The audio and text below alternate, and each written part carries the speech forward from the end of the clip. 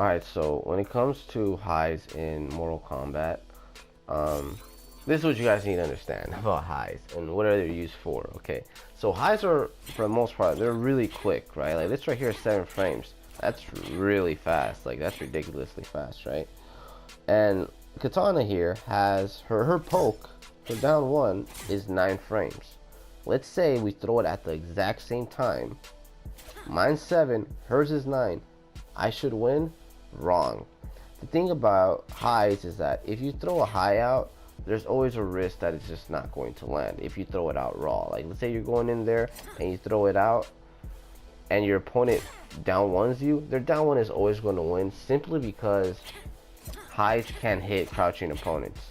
If she blocks, yeah, but if she's just ducking down, the down one is always going to win. The poke will always beat a high, and I had to learn that the hard way.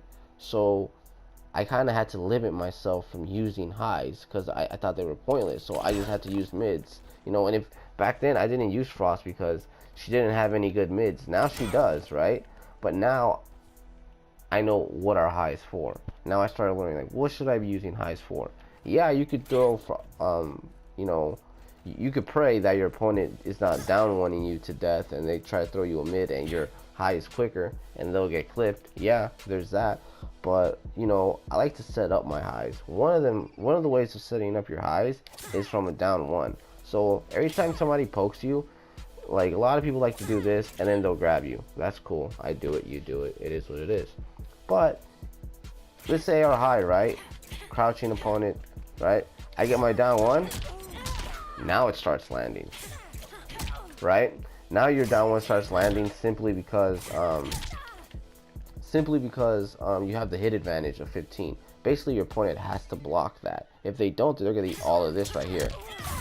They're gonna eat all this damage right here, or whatever. So yeah, so once you get your poke, you have a window of hitting your opponent with a high.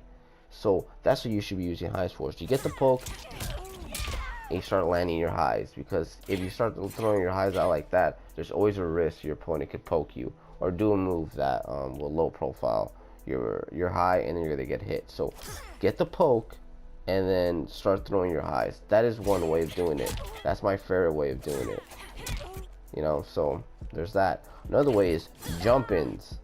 Jump ins, if you do a jump in, your opponent has to block your highs. They have to block your highs no matter what. So that's another way, because there's some highs that you know, could lead to some big damage, right? So,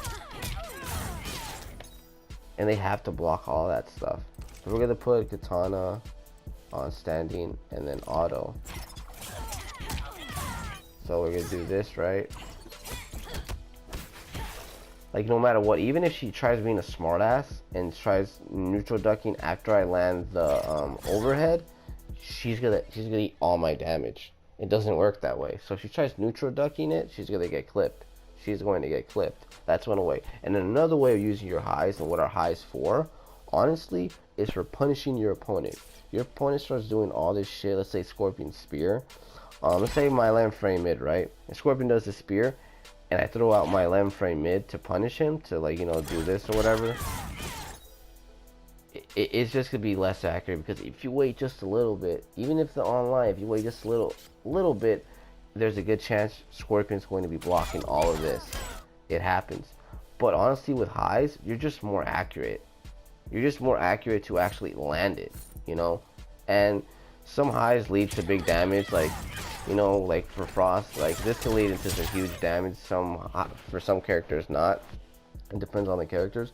But it's best, you know, of getting like at least something of like a 20% combo or whatever, compared to a 14% grab. Because every time a lot of people, you know, punish people, they going for a grab. Make it a habit of punishing your opponent with highs. They're just more accurate. Honestly, it's just much easier, because they're so fast. They come out so fast, and you can just punish the shit out of your opponent with that.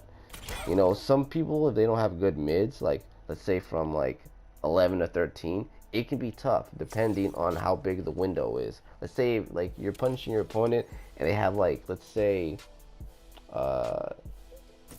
like they're negative 14 or something, and you have an 11 frame mid. That's kind of tight. You have to be really accurate. Your execution has to be up there. But if you throw out a 7, 11 from 7 frames is kind of a huge difference, believe it or not. It's just much easier to punish your opponent with highs, so that's what you should be using highs for. Punishing your opponent, gelling to down ones, and jumping.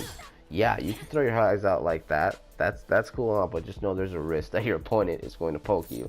And still to this day, you're gonna get down one to death. That's just the way a lot of people play this. So yeah, that's what you should be using highs for. That's what I use highs for, because it just sucks throwing out a high and you know you threw it before your opponent, and then they'll just down one you into grabs and stuff like that. So hope you guys learned.